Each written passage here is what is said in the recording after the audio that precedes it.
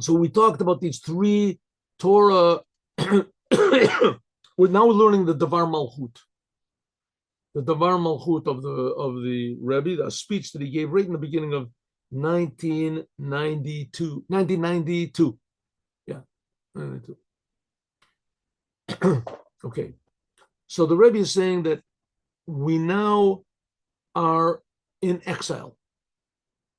That we went, generally speaking, there's three periods in the history of the Jewish people regarding exile. The first one was before we got out of Egypt, right? Being in Egypt and going out of Egypt. The second one is after we got out of Egypt. And the third one is going to be after Moshiach comes.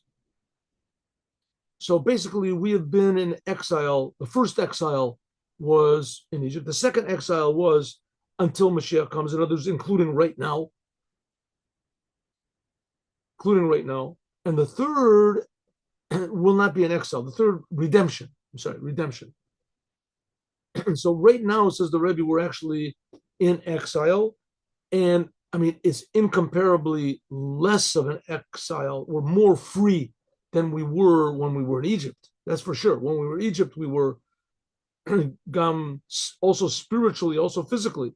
When we got out of Egypt, so we physically were not in exile, but spiritually we were. And Mashiach is going to relieve us from spiritual exile as well. He'll open up our eyes to see and feel God. Okay. Yesh l'kasher, we can also attach this to what we're reading about right now in Parshat Va'era, and in this coming Shabbat, it will be also Bo. This Shabbat is the Shabbat which we will bless the month of Shvat. Excuse me. Next month is the month of Shvat. Shabbat Mavorchim Chodesh Shvat. This is the month where we bless. This Shabbat is the last Shabbat of this month, and the last Shabbat of every month, on that Shabbat, we make a special blessing for the next month, the coming month. So this Shabbat is the end of the month of Tevet, which the month of Tevet is called the 10th month. And in it is drawn down blessing and empowering for the month of Shvat. The month of Shvat is the 11th month. Like it says, Ashte Asar Chodesh U Chodesh Shvat. The 11th month is the month of Shvat. And the month after that is Adar. That's when Purim is. And then we start the month when Passover is. That's called the first month of the year. The Jewish year, the first month. Excuse me. So this month is the 11th month of the year.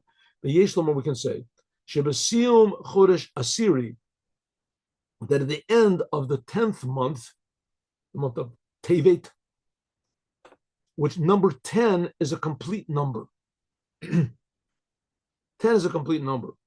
Right? You go 1, 2, 3, 4, 5, 6, 7, 8, 9, 10. And then after that is 10, 1, right? 1, 10, 2, 10, 3, right? 1 with a 2 after it, 1 with the, etc. So 10 is a complete number. It's stressed 10 sfirot, 10 utterances God created the world with, 10 commandments. The number 10 indicates a certain completion and wholesomeness in the service of the Jewish people to God. The month of Tevet. With this power, Boim, we come the tachlit hashlemot, to the ultimate completion, which will be in the future, which that's going to be higher than the completion of the Jewish people. It's going to be something added by God. That's the number 11. So 10 is the ultimate wholesomeness that we can reach on our own. 11 is God adding a blessing to that, better than best. U'b'koach zeh bo'im l'tachlit hashlemot, in the future. Amar Omezer, which is hinted at in this coming month, the month of Shvat. Shvat, therefore, hints at the arrival of Moshiach, which the arrival of Moshiach, everyone in the world will feel God. And that will arouse everyone's responsibility to the Creator to fix up this world. That's the number 1, which is above 10. 11, that's next month is 11, Shvat. Like it says by God, Antu chad v'lo b'chushman. God, you are one, and you're not part of the you're not part of the numbers. You're not a numerical one. So 10 is like ultimate completion of the cycle of numbers, and God is one above that. So God wants to be revealed in the world. So something above creation will be revealed in creation. Al derech hadugma, like for instance, the 2 Torah portions, which were Vo'era, this week's Torah portion, and Bo. Vo'era is talking about serving God before the giving of the Torah. Sha'al Yedah, by means of this, you can come to the completion of Parshat Yitro, which is after that, the giving of the Torah and Jews getting out of Egypt, Bashalach and Yitro. Or the Hosif to add on that this is the whole idea of the future redemption. Now, this is the thing that the Lubavitcher Rebbe and Chabad in general is always pounding at constantly. You can never be satisfied with anything in this world as long as Mashiach has not come. As long as Mashiach is not here. And what's a sign that Mashiach is not here? It could be that the person, every generation, there's someone who's supposed to be the Mashiach. So Mashiach is in every generation. But the Mashiach is not revealed, if you want to call it, until he does what he's supposed to do. What's one of the signs that the Mashiach is not here, he's not doing it? If there's one person in the world that doesn't know what the God of Israel is, that doesn't feel that he's being created by the God of Israel, one person, that's a sign something's missing in the whole world. It's a sign that we still have to work hard. We can never be happy. As the language of the Rebbe, you have to be crushed. Gam also in the name of this month, like it's called the names of the month, which they came up from Babylon. Where do we get the names of the month? In the Torah, there are no names of the months, except for Passover. It's called Chodesh Aviv. But it's not the names that we have now. The names Nisan and Tishrei, those were names that were given in Babylon. It says they're names that came from Babylon. The non-Jews gave us these names. But a lot of times things come from the non-Jews. We have all the prophecies of Bilam. The Bilam was an evil, bad guy, and it's written in the Torah. So sometimes things come through non-Jews as well. The name of the months came from the Babylonians. Shvat, which is the language of Shivtei Mashlim. Shivtei Mashlim. Let's see, where is this? It's a sentence in Yechezkel. Let's have a look at this Yechezkel. To tell you, I should have looked this up, and I didn't, but I am now. Never too late. Never too late. Yechezkel Yud Tet Yud Aleph. Yechezkel. Here we go. Ezekiel, come on. Here we go. Ezekiel was Yud Tet 1911. There we go. 1911. Let's have a look.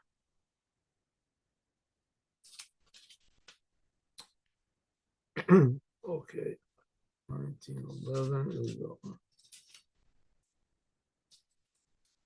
Oh, 11. It says like this. Here it is. Okay. So it says, Jewish people, you are like a person whose mother was a vine that was planted by waters, and it was fruitful, and came a lot of grapes from the waters. It had strong branches. Shevet is a branch for the kings. The tallest became branch. Okay, so Talmid, where is this? I'm sorry. Here. It says shaved it mushlim. It says strong branches. And in order to make shivte scepters, a scepter is a king, of rulers. A shavit is like the staff of rulership. So Shifte Moshlim, Ubafrat, and especially Hamemshala, the rulership of the kingship of Beit David.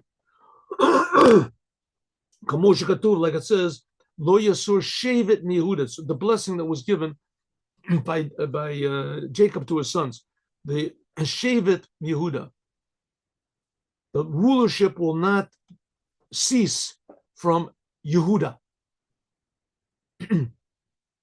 From David and onward, the heads of the exiles in Babylon were always from the tribe of King David. Moshiach is going to be from the tribe of King David, and they rule the Jewish people with a staff, with this Shevet.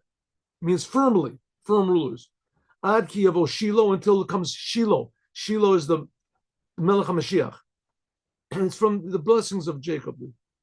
I love Ne'amar, like it says, V'kam Shevet mi Yisrael. It says there will come a staff in the Jewish people, a Shevet.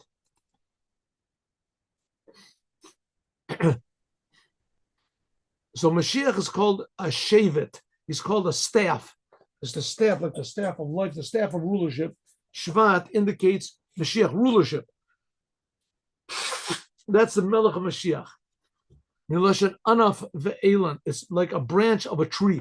Like it says, V'yotzer chotzer, there will come a branch from the trunk of Yishai. V'neitzer mishorshav yifrach, and blossoms will come from. That's called, this is talking about the Mashiach. Shevet is a language of shorsha, of a root. There is from the root will come is King David, and from King David is going to come the Mashiach. Okay, so again, the goal of Judaism, the goal of creation, is Mashiach. On the first day, it says that the Spirit of God was on the waters. That's the Spirit of Mashiach. Mashiach is going to be a person that's going to set the whole world straight. He's going to be a true ruler that's going to set the whole world straight, like Moses did. Like Moses did. Like King David did. Obadugmas Yetera, Medori Nozeh, in our generation, our generation, that the number 10, the 10th day of Shvat, the 10th, it says the number 10 is holy. It says when you're giving, it says you had to give a tithe from your sheep. So it says you would count the sheep, and the number 10, the sheep would come out from the stall, and the number 10, we put a mark on it. The number 10 would be holy, it would go for God.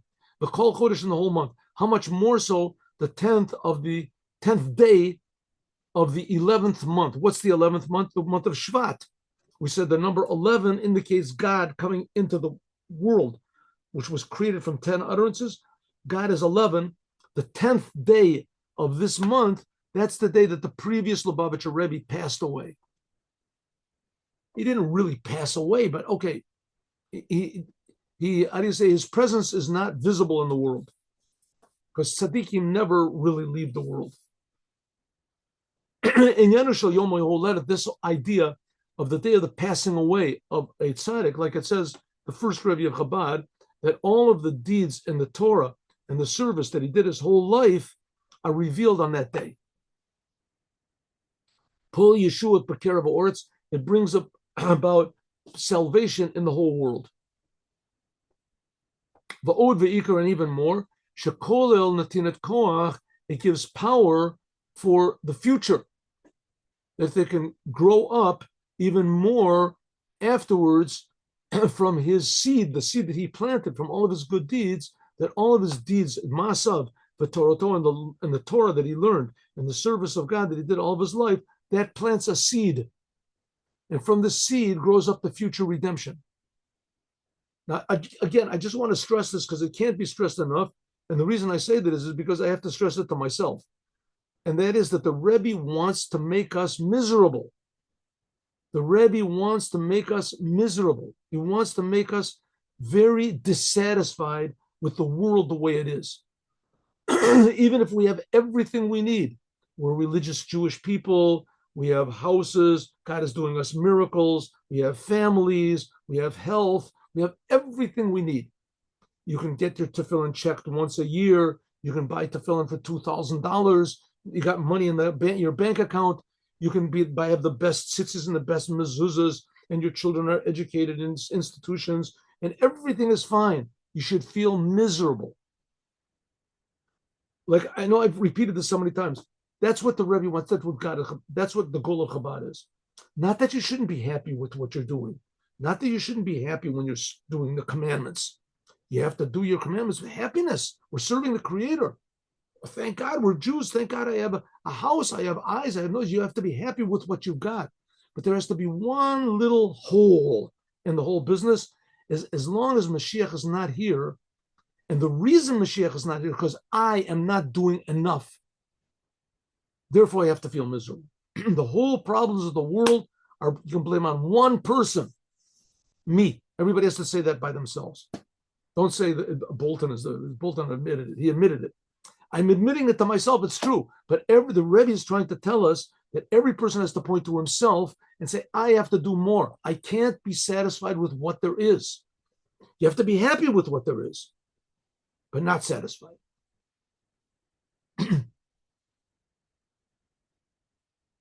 We have to be happy with what we've got, no matter what it is. Even if we don't do Torah, we don't do commandments, you have to be happy you're alive. You have to be happy that you have eyes. You have to be happy you're healthy. You're not healthy.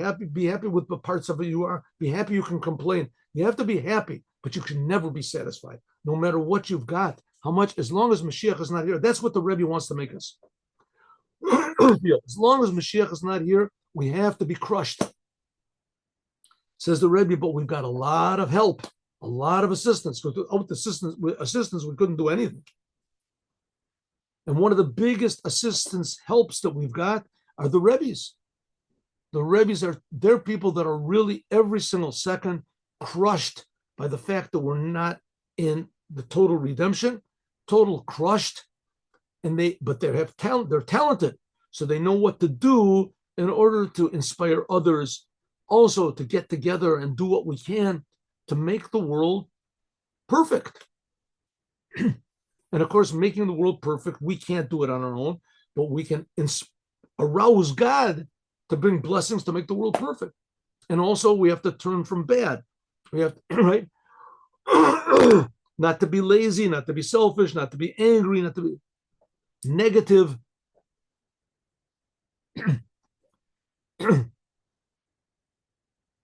If you see bad things, not to tell everybody else about it. You have to do what you can to fix it up. It could be you're wrong. And this completion will only come by means of the Mashiach. Says the Rebbe, the fact of the matter is we are right now in the last generation of exile, and any second now is going to the whole thing will just transform to the first generation of the redemption.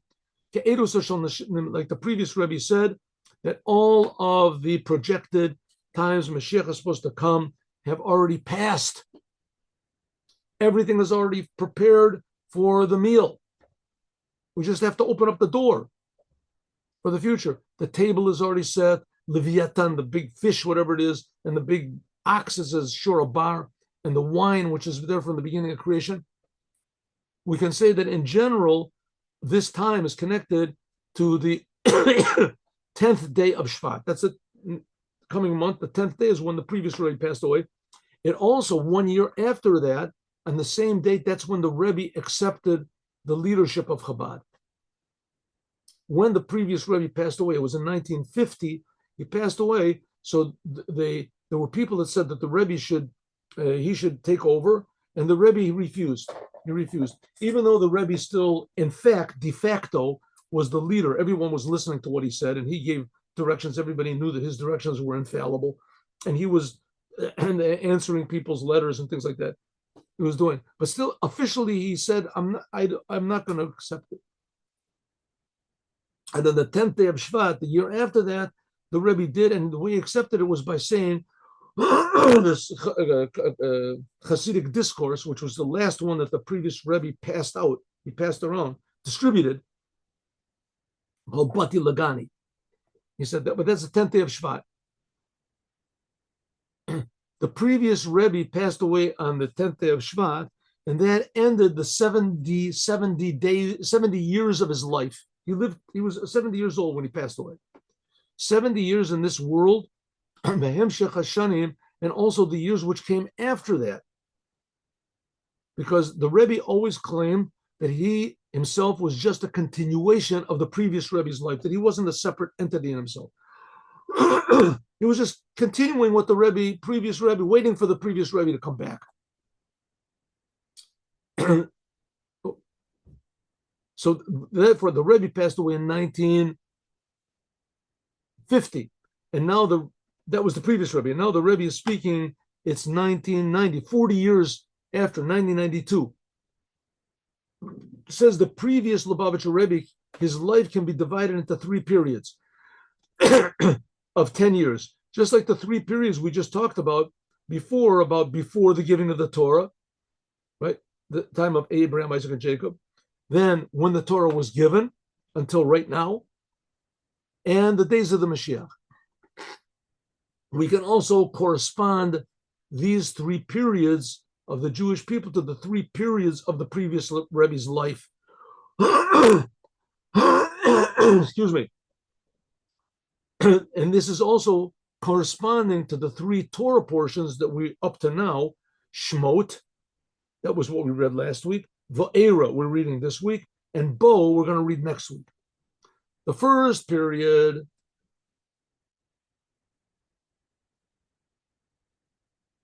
of the previous Rebbe's life, there's a lot of ways of dividing this up, but here's one way.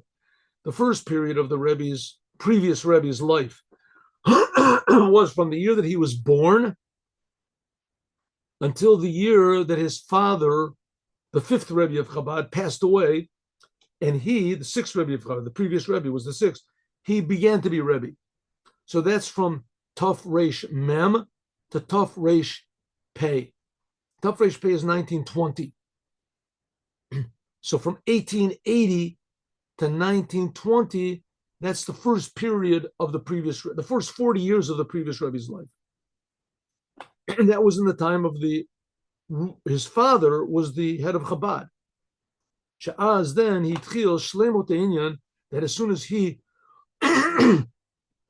began that his father's life, that was when there really became the completion, the preparation for bringing Moshiach, that he founded the yeshiva of Tomchei Tamimim.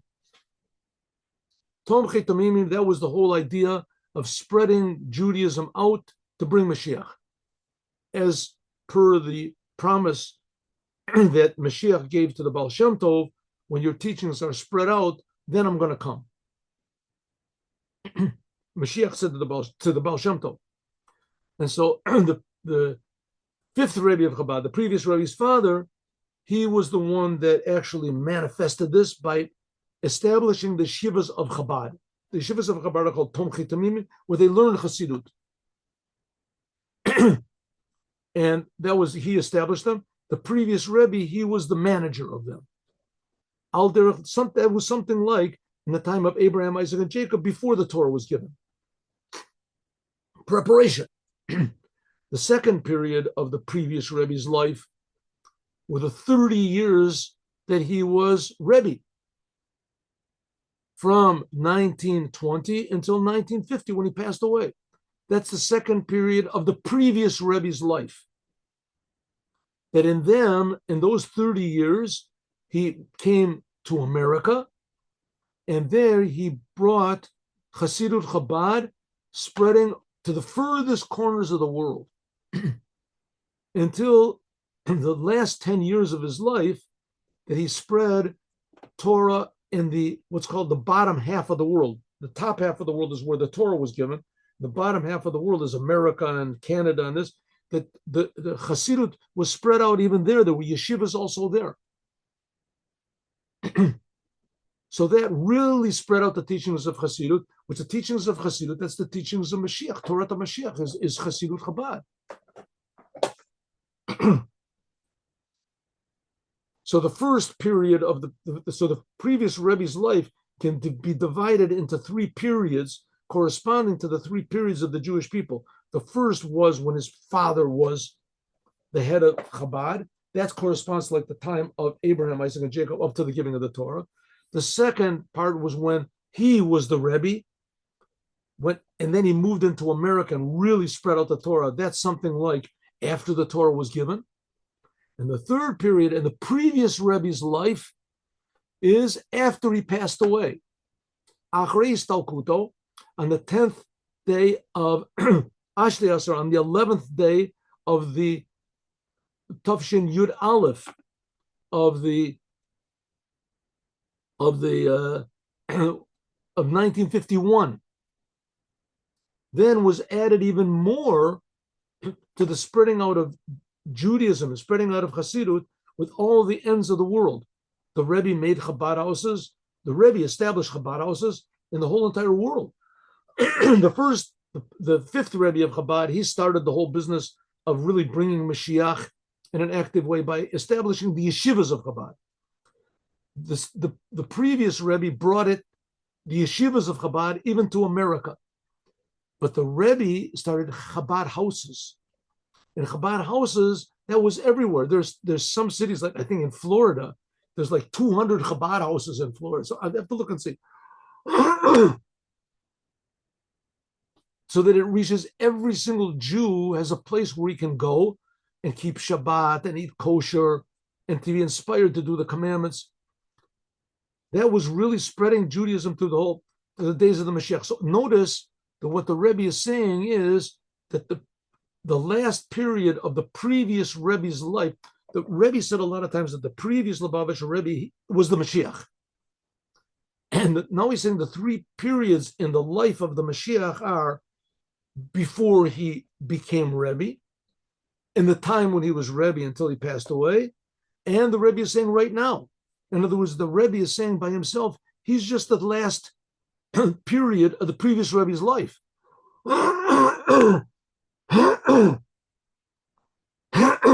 He himself is not, so to speak, the Rebbe. He's just the previous Lubavitcher Rebbe.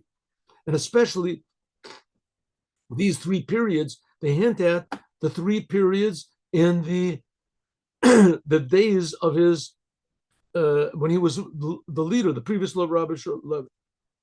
When he's in this room, the first one began the 30 years of the previous Rebbe's rulership. The first 10 years of those, that can be divided into three periods of 10. The first 10 years was when he was in Russia, and he was imprisoned, and he was sentenced to death, and he miraculously got out. That was the first 10 years of his life. That was the first of his rulership, the previous Rebbe's rulership, from 1920 until 1950. The first 10 years, he was in communist Russia, and then he miraculously survived and left. In that 10 years, he was in the time when it was the worst, most deadly period in communism. That's something like the world before the giving of the Torah. There was a flood, there was this, that the main service was self-sacrifice, like Abraham, Yitzchak, and Yaakov. Abraham, Yitzchak, and Yaakov, they realized that they just had to be self-sacrificed. They had to stand against the whole world. And the second period, just like the Rebbe stood against communism. He was the only person. One person stood against the whole entire communist regime. Just like Abraham, Isaac, and Jacob, one person, they stood against the whole world. And the second period in the previous Rebbe's life, the second 10 years, was when he came to Poland. He was there until the beginning of World War II, like 1939. And that his service there in Poland was spreading out Hasidut Chabad in a way that could be understood, mostly through the other Hasidim in Poland. And most of the Jews over there that he dealt with, at least the previous Rebbe dealt with, they were religious Jews. They were religious Jews. So the previous Rebbe, he couldn't really spread Jew. There was a lot of non-religious Jews also in Poland. There was a lot of politics, and he couldn't have that much an effect on them directly. So his main effect was on the Jews that were already religious, but they didn't know what Chabad was. So he taught them. The third period in the previous Rebbe's life was when he came into America. And then his main service was spreading Judaism to totally non-religious, even anti-religious Jews. Spreading Hasidut out to the furthest corners of Judaism. The Karev, in order to bring close and to hasten and to bring the total redemption immediately. Like the previous Rebbe announced, la'alter l'tshuva, la'alter l'geula. If we do tshuva, then immediately, if the Jewish people just return to God, immediately there will be the redemption. That was the previous Rebbe's life, and it ended on Yud Shvat 1950. So the Rebbe didn't end there. It just ended the second third of the Rebbe's life. The end of the Rebbe's life was continued on, the third period was continued on by our Rebbe until this very day. What does this mean to us? That and even more, we'll find out tomorrow. It's very short. We'll find out tomorrow. Huh? Yeah, should we do it? Yeah, we'll do it tomorrow. Okay.